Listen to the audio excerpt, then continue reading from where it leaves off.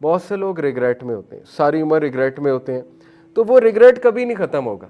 یہ ابن قیم کہہ رہے ہیں وہ آگ ریگریٹ کی کبھی ختم نہیں ہوگی سوائے by satisfaction with his commands prohibitions and decrease, سوائے اس کے کہ آپ چپ کر کے اللہ کے احکامات کو، اس کی حرام کردہ چیزوں کو اور اس کے فیصلوں کو قبول کر لیں. اس کے علاوہ کوئی حل نہیں ہے اس فائر آف ریگریٹ کو مٹانے کے کہ مجھ سے یہ ہو گیا، پاسٹ میں نے یہ کر دیا، یا مجھ سے ایک بہت بڑا گناہ سرزد ہو گیا. ٹھیک ہے، ندامت ایک حد تک اچھی بات ہے، لیکن اس ندامت کو بھجانے کا طریقہ یہ ہے کہ آپ موو فارورڈ کریں یہ سوچ کر کہ اللہ کے فیصلے تھے، اللہ تعالیٰ نے مجھے کچھ سکھانا تھا، اور پریزنٹ پہ فوکس کریں. تو جو تقدیر سے خوش نہیں ہے، اللہ کے فیصلوں سے خوش نہیں ہے، اللہ کی ڈسٹریبیوشن سے خوش نہیں ہے، اس میں وہ آگ، وہ بھڑک ریگریٹ کی کبھی ختم نہیں ہوگی. تو اس کا طریقہ یہ ہے کہ بندہ اللہ سے ملاقاتیں کر کے سکون میں آ جائے اور رب کے آگے سجدہ ریز ہو جائے اور رب کی رضا کو قبول کر لے. یہ ہمیں کرنا چاہیے بہت زیادہ. اسی لیے صبح شام کے اذکار میں رضیت باللہ ربًا وبالاسلام دینا وبمحمد صلی اللہ علیہ وسلم نبی، یعنی یہ دعا ہے 3 بار پڑھتے ہیں صبح اور شام. یہ ہماری کیا ہمارا ذہن بنا رہا ہے کہ میں راضی ہوں اللہ سے ایز مائی رب، اسلام سے ایز مائی ریلیجن، اور محمد صلی اللہ علیہ وسلم سے ایز مائی نبی. تو اللہ تعالیٰ بھی اس سے راضی ہو جاتا ہے. تو یہ پریکٹس ڈیلی سکھائی ہے ہمیں رسول اللہ نے کہ پڑھو، کیونکہ پڑھنے سے، زبان سے ادا کرنے سے ری انفورسمنٹ ہوتی ہے، ایسے بیٹھے بیٹھے نہیں ہوتی ہے. تو روزانہ اپنے آپ کو یاد کرو رضیت باللہ ربًا، رضیت باللہ ربًا، میں راضی ہوں اللہ کے فیصلوں پہ. اور جو بندہ اس کے زبان پہ یہ چیزیں جاری ہو جائیں گی تو پھر اللہ اس کو کافی ہو جائیں گے. جو اللہ کے بارے میں ہم سوچیں گے ویسے ہی ہمارے ساتھ معاملات پیش آئیں گے. تو یہ فائر آف ریگریٹ نہیں ختم ہوگی، ابن قیم کہتے ہیں، جو قلب میں ہے، سوائے اس کے کہ آپ سیٹسفائی ہو جائیں اللہ کے کمانڈمنٹ سے، اللہ کے فیصلوں سے، اور اللہ کی حرام کردہ چیزوں کو حرام کردہ مان لیں، اور embracing patience with that until the time he meets him، صبر کر لیں یہاں تک کہ آپ اللہ سے ملاقات کر لیں. تو صبر کی بہت تلقین کی گئی قرآن مجید میں، 91 بار 91 ٹائمز صبر کے کانسیپٹ کا ذکر ہے، اور بھی بہت بار ہے لیکن ڈائریکٹ بات کر رہا ہوں. تو جنتیوں کی ایک خاص بات یہ کہ وہ صابرین میں سے تھے. پھر انبیاء کی انبیاء کا ایک بہت بڑا ایٹریبیوٹ اللہ نے بتایا، وہ صابرین میں سے تھے. تو صبر کیا ہوتا ہے؟ صبر کی ڈیفینیشن یہ رسول اللہ صلی اللہ علیہ وسلم نے فرمایا کہ patience is at the first strike of calamity. صبر ہے ہی یہ کہ حادثے کے شروع میں صبر ہوتا ہے، اس کے بعد تو صبر نہیں ہے. اس لیے کوشش یہ کرنی چاہیے، اپنا مزاج ایسا بنانا چاہیے کہ بندہ صبر کرے. صبر یہ نہیں ہے کہ ویٹ کرتے رہو اور سفر ہوتے رہو، وہ سفرنگ ہے. صبر اور سفرنگ میں فرق ہے. صبر یہ ہے کہ اپنے معاملات کس کو سونپ دو؟ اللہ کو سونپ دو، اور کوشش کرو ان کو حل کرنے کی، اور اللہ پہ توکل کر لو کہ اللہ تعالیٰ کافی ہے، اللہ تعالیٰ حل کر دے گا. لیکن بے صبری یہ ہے کہ پینک ہونا، اور ظاہر ہے کہ ناشکری کرنا، تقدیر کو چیلنج کرنا، ایسے الفاظ کہنا، ایسے جملے کہنا جو صبر سے بالکل خالی ہیں. جیسے آپ صبر دیکھیں حضرت یعقوب علیہ السلام کا، کہ ہر بات پہ وہ کہہ رہے ہیں کہ واللہ المستعان، کہ میں، اللہ تعالیٰ مجھے کافی ہو جائے گا، اللہ کی مدد ہی ساؤٹ کرتے ہیں ہم. فصبر جمیل واللہ المستعان، کہ میں صبر جمیل کروں گا اور اللہ تعالیٰ کافی ہے. اور پازیٹیو سینٹینسز کہہ رہے ہیں. یوسف علیہ السلام پہلے ہی ظاہر ہے وہ ان سے دور چلے گئے، تو بنیامین بھی جب گئے، یوسف علیہ السلام کے جو بھائی تھے، تو جب بھائیوں نے آ کے بتایا کہ تو بنیامین بھی ادھر رہ گیا، تو وہ جو پورا معاملہ تھا آپ نے پڑھا ہوگا سورہ یوسف میں، تو والد نے کیا کہا، یعقوب علیہ السلام نے کیا کہا کہ مجھے یقین ہے اللہ دونوں کو لے آئے گا. تو وہ تو صبر کے ساتھ پازیٹیو سینٹینسز کہہ رہے ہیں اللہ تعالیٰ کے بارے میں. تو یہ بہت ضروری ہے، اور اسی سے قلب سکون میں آئے گا، اسی سے جو فائر آف ریگریٹ ہے وہ بجھے گی. ادروائز جو ہے وہ فائر آف ریگریٹ بڑھتی جائے گی، کیونکہ قلب پہ ہی شیطان کا اٹیک ہے. یاد رکھیں، آپ سورہ فلق کی تفسیر پڑھ لیں، وہ بھی قلب پہ اٹیک کرتا ہے. صدور میں کیا ہے؟ صدر میں کیا ہے؟ قلب ہے. قلب پہ اس کا اٹیک ہے، اور وہ اٹیک نیگیٹیوٹی کا باعث ہے. جو سوچ پیدا ہو رہی ہے، جو قلب کی آپ کی کنڈیشن ہے، وہی سوچ پیدا ہو رہی ہے. اسی لیے لوورنگ گیز کا بھی حکم دیا گیا نوجوانوں کو، کیونکہ ابن قیم نے ہی کہا کہ جب ہم کسی ایسی چیز کو دیکھتے ہیں جو حرام کردہ ہے، تو وہ تیر کی طرح قلب پہ جا کے لگتی ہے، اور وہ تیر زہریلا ہے، تو قلب اس سے جو ہے وہ خراب ہوتا ہے. اسی لیے یہ حدیث بھی ہے تُعْرَضُ الْفِتَنُ عَلَى الْقُلُوبِ كَالْحَصِيرِ عُودًا عُودًا، صحیح مسلم کی حدیث ہے کہ قیامت والے دن فتنے نمودار ہوں گے ان لوگوں کے قلوب پہ، دلوں پہ نمودار ہوں گے۔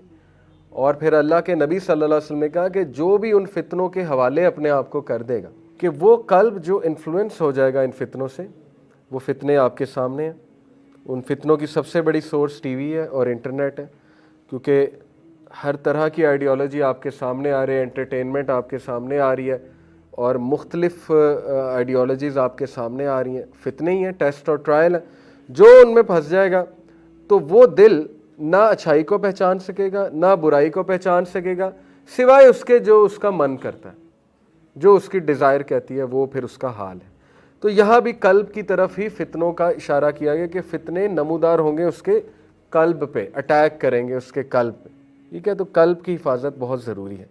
تو پھر انہوں نے کہا کہ یہ جو فائر آف ریگریٹ ہے یہ نہیں ختم ہوگی الا یہ کہ بندہ راضی ہو جائے، اللہ تعالیٰ کی جو رضا ہے اس پہ راضی ہو جائے۔ In it is a strong desire, اس میں ایک شدید خواہش ہے، دیٹ ول ناٹ سیز، جو کبھی نہیں ختم ہوگی، نہیں بجھے گی، until he is the only one who is sort and his pleasure is the only one that is sort. یہ بڑھتی جائے گی، یہ خواہش بڑھتی جائے گی، جیسے رسول اللہ صلی اللہ علیہ وسلم نے کہا کہ if the son of Adam had one valley of gold, he will want another one. If he gets that one, he will want another one. For nothing can fill the belly of son of Adam except dust. تراب، مٹی کے علاوہ کچھ بھی اس کا پیٹ نہیں بھرنے والا۔ تو یہ بھوک نہیں مٹے گی، یہ خواہش نہیں جائے گی چیز کرنے کی، چیزوں کو چیز کرنے کی۔ لیکن نا زُيِّنَ لِلنَّاسِ حُبُّ الشَّهَوَاتِ مِنَ النِّسَاءِ، کہ ہم نے بے شک ہیومینٹی کے دل میں یا ان کے لیے ایک لائکنس ڈالی ہے دنیاوی کچھ چیزوں کی، ان میں نمبر 1 عورت ہے۔ وہ قرآن کی آیت میں سنا رہا ہوں، سورہ نساء کی، سورہ آل عمران کی آیت آپ کو سنا رہا ہوں۔ پھر والبنین، اولاد، پھر سونا چاندی، گھوڑے سواری کے جو ٹرانسپورٹ کے کام ہے۔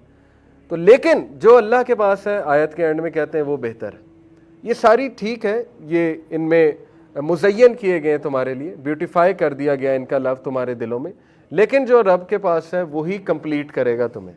جو مرضی، جتنی مرضی بندہ جو ہے وہ یہ چیزوں کو چیز کرتا رہے، وہ کمپلیٹنس، سینس آف کمپلیٹنس نہیں آئے گی۔ تو وہ یہ کہتے ہیں یہ سینس آف کمپلیٹنس تبھی آئے گی جب اس بندے کا مین مقصد اللہ کی رضا اچیو کرنا ہے اور اللہ کو اچیو کرنا ہے، اللہ کے پیچھے بھاگنا ہے۔ فَفِرُّوا إِلَى اللَّهِ، قرآن کی آیت ہے، فلی ٹو اللہ۔ فَفِرُّوا إِلَى اللَّهِ کا مطلب ہے بھاگو، دوڑ لگاؤ اللہ کی طرف، فلی ٹو اللہ۔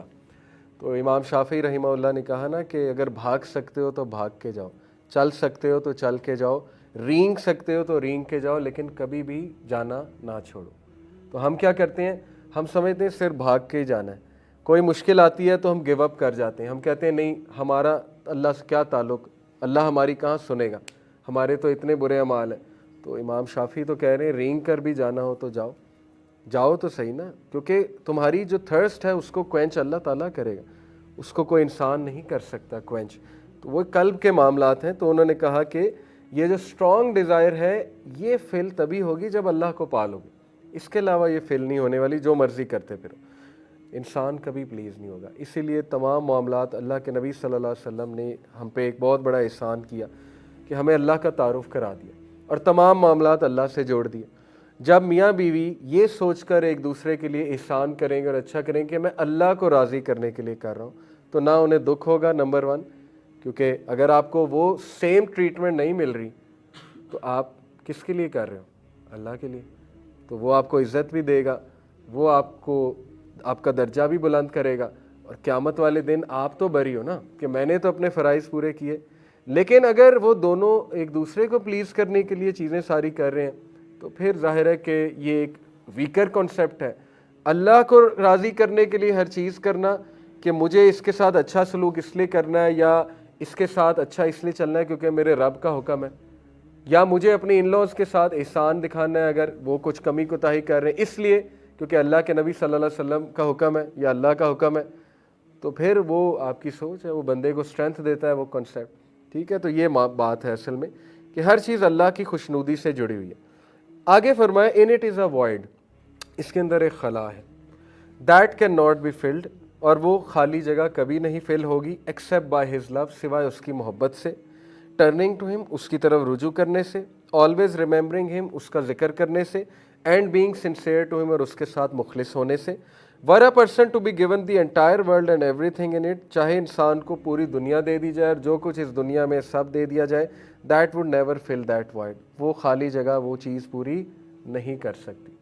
تو یہ قابل غور پورا ان کا کوٹ ہے کہ قلب میں وہ چیزیں ہیں جن کا سب کا حل اللہ کے ساتھ جڑنا ہے، اور وہ نہیں انسان پا سکتا جب تک وہ رب کے ساتھ نہیں جڑ رہا، کوشش ہی نہیں کر رہا رب کے ساتھ جڑنے کی. اس کا سلوشن یہی ہے اور اس کا مسئلہ حل نہیں ہوگا. لوگوں پہ ڈیپینڈنس ویک بناتی ہے اور رب پہ ڈیپینڈنس اسٹرانگ بناتا ہے. اسی لیے سورہ عنکبوت میں بھی اللہ سبحانہ و تعالیٰ نے مثال دی کہ وہ لوگ جو اللہ کو چھوڑ کر دوسروں میں سہارا تلاش کرتے ہیں تو وہ مکڑی کے جالے کی مثال، وہ ویک ہے، ٹوٹ جائے گا. تو سہارا اللہ کا پکڑو.